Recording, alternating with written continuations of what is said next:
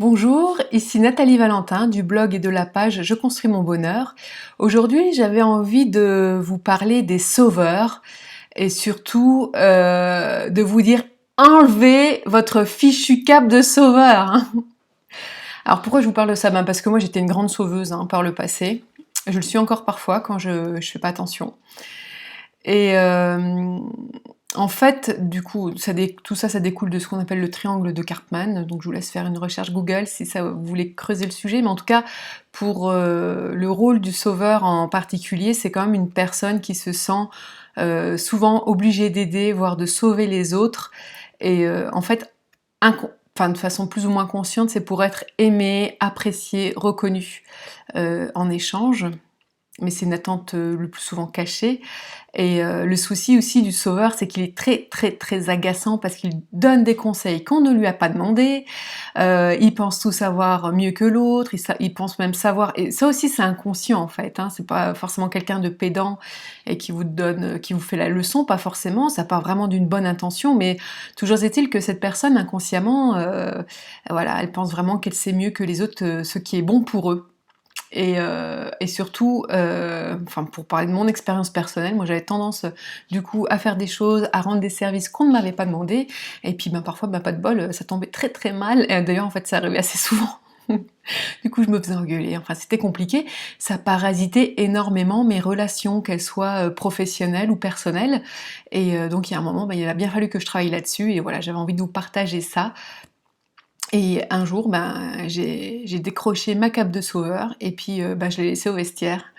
Donc le sauveur, comme je le disais, n'attend pas en fait qu'on lui demande quoi que ce soit.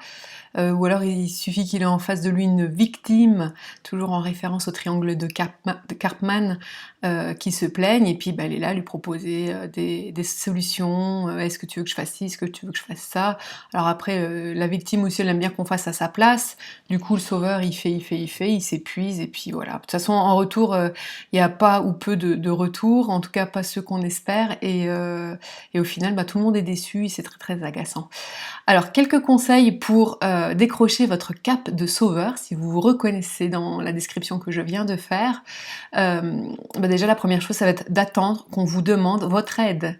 Donc, si quelqu'un est là à se plaindre, tant qu'elle vous demande pas votre aide, vous faites rien. Éventuellement, vous pouvez lui demander, lui poser la question, et alors, qu'est-ce que tu vas faire pour, voilà, pour qu'elle se sorte, elle, de sa difficulté, quoi, quelle solution elle va trouver. Et tant qu'on ne vous demande pas votre aide de façon claire et précise, vous n'agissez pas. Donc vous regardez les gens, voilà, s'enfoncer pas forcément, mais voilà, on les laisse faire. Alors au début c'est très difficile, c'est très désagréable pour les sauveurs que nous sommes, mais voilà, il faut s'entraîner, ça c'est la première étape. Et ensuite, si on vous demande de l'aide, vous allez devoir vérifier plusieurs choses, notamment, est-ce que vous avez envie d'aider? Pour quelles raisons avez-vous envie d'aider l'autre? Est-ce qu'il y a l'attente cachée d'être aimé ou apprécié ou reconnu en retour? Est-ce que vous avez les compétences pour aider? Est-ce que vous pouvez aider sans sauver ou sans faire à sa place? Vraiment, voilà, quand on vous demande de l'aide, on vous demande de l'aide, pas de faire à la place, ou je sais pas quoi. Arrêtez de vous plier en quatre pour les autres, quoi. Est-ce que vous avez le temps, la disponibilité, les ressources matérielles pour aider l'autre, et les compétences, ça je l'ai déjà dit. Mais si vous n'avez pas tout ça, pareil, on se plie pas en quatre pour aider l'autre, on l'aide si les conditions sont réunies. On peut faire éventuellement un petit peu d'effort, mais il y a un moment, il ne faut pas non plus exagérer et aller trop loin. Avant d'aider les autres, je vous propose en fait de vérifier tous ces points, et si déjà vous êtes au clair avec vous-même que vous aidez parce que ça vous apporte aussi peut-être quelque chose, je sais pas, vous allez peut-être apprendre quelque chose, ou ça vous donne juste aussi un sentiment positif, alors allez-y quoi. Si vous répondez favorablement à toutes les questions précédentes, allez-y, et vous pouvez aider. Mais en tout cas, arrêtez de sauver. J'espère que cette vidéo vous est utile. Si c'est le cas, n'hésitez pas à la partager et à commenter.